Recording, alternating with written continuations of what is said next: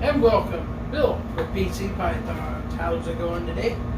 Just wanted to get back into making some videos here, and I apologize for all the noise. We got humidifiers and furnaces and everything running, but it's middle of winter here in Indiana, and if we wait till everything's quiet, we will never make any videos. Like all of 2020. I'm sorry, guys.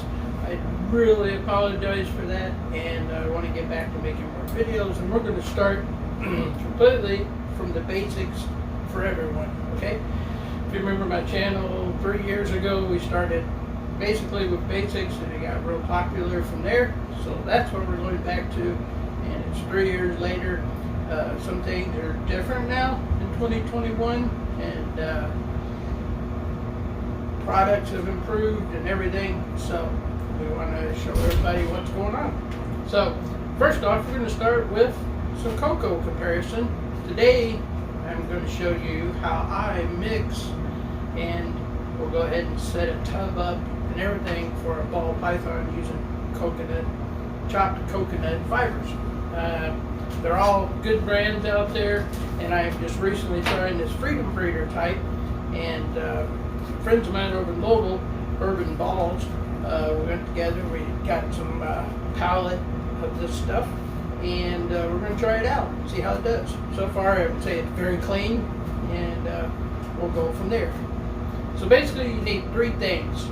A large tub, your block of Coco, any brand, and I use a bucket of not cold and not hot, slightly warmer than cold water. That just helps expand. You don't want to use hot water because it can set up nasty things in your wood. Anytime you get wood and water, you got to keep an eye on that. So I don't use hot. I'll use just about room temperature water. And we'll put it in here, slice open the bag, and before we get started, let's say a special shout out to some people from Instagram. Chance the Ball Python and Friends, Canadian Reptile Adventures, and of course our good buddy Rob down at KY Constrictors.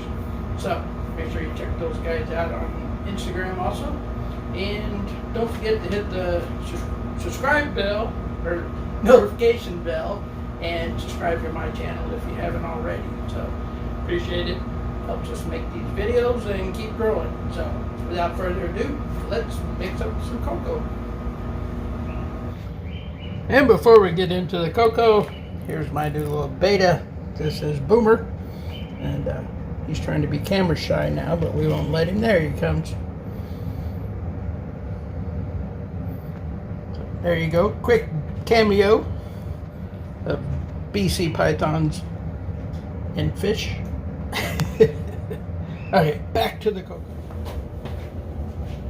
Alright, we got our three items set up here. Went ahead and sliced open the top of the Coco bag. Pull it open just a little more. And if you can, sometimes they're stuck, but now's a good time to go ahead and pull out the label so it doesn't get all wet. And I keep it in the bag. I've tried it in the bucket, I've tried it in the sink, I've doused it. The majority of the time when I do that, I get it too wet, and it takes a few days to get it dried out. So this is what I like to do now, is take your bucket of room temperature water, pour it in. There's no need to be in a rush. Just let it go and start filling up. And you'll see the water levels start to climb up on the side of the bag. You'll see the water in there. Now, it's going to absorb, and the coconut's going to pull it up, and I'll generally use about 2 gallons.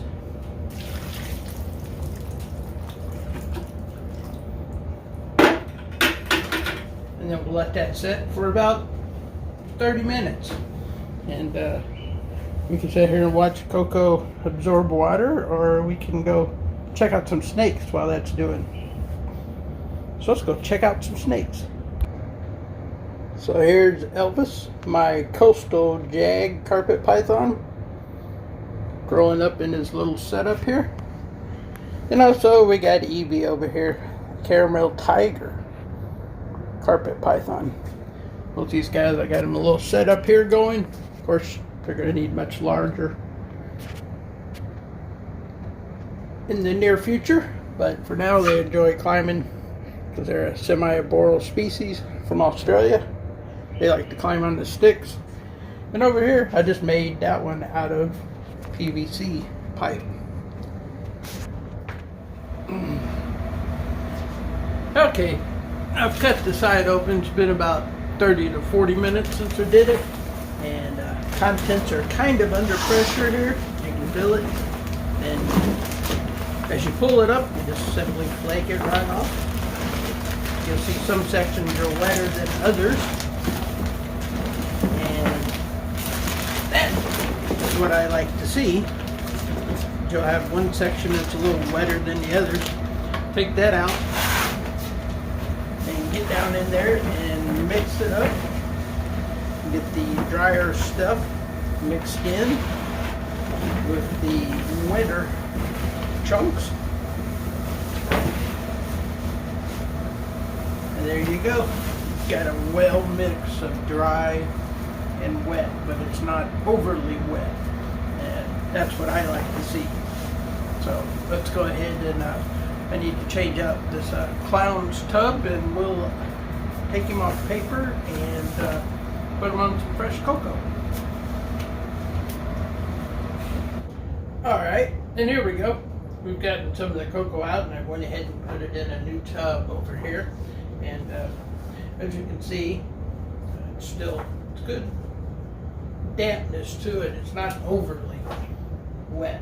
Now see, this guy is on paper right now because I ran out of cocoa, so I was waiting to get some more cocoa in.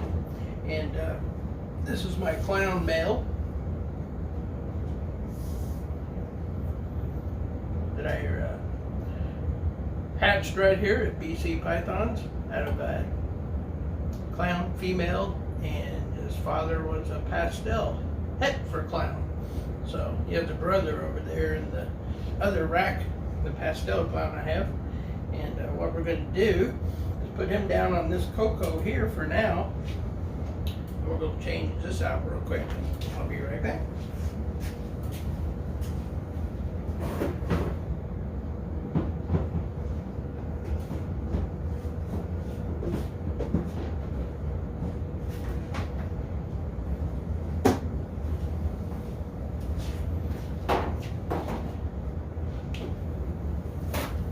So there we go. Good and wet. I guess he had dumped his water bowl out pretty good.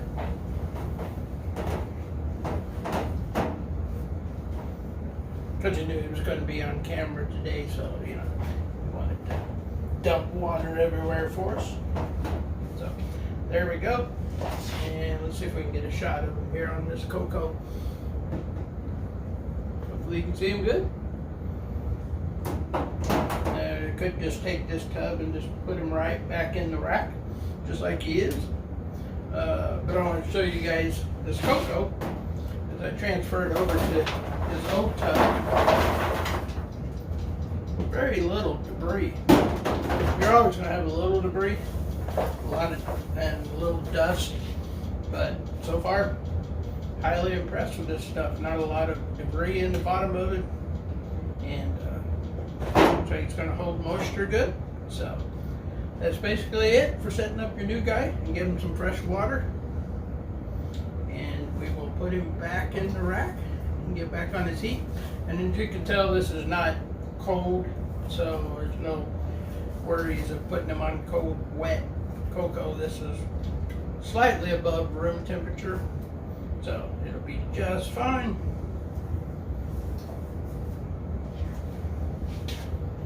Get a close-up of this guy. I think he deserves a good close-up.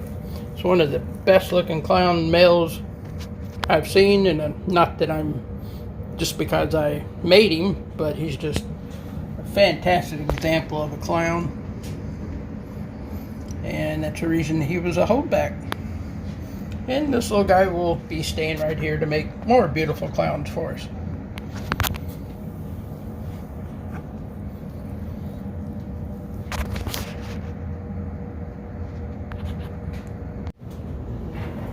So there it is, our little video on doing the coconut. And this here is the brother, the pastel clown, from the last little guy there we changed out. This guy's in the same clutch. The father was a pastel het, 100% het for clown, and the mom was a female clown. So I want to say thanks for watching. Make sure to subscribe, hit that notification bell, and don't forget to check out some of my great friends and stuff on Instagram. Of course, Rob, KY Constrictors, Canadian Reptile Adventures, got a fantastic page going there, and also Chance the Ball Python and Friends. So check those guys out on Instagram. Check my Instagram page out too, and stay tuned for more videos coming up soon. And we're also going to be having a enclosure giveaway coming up next week. There'll be a video out for that.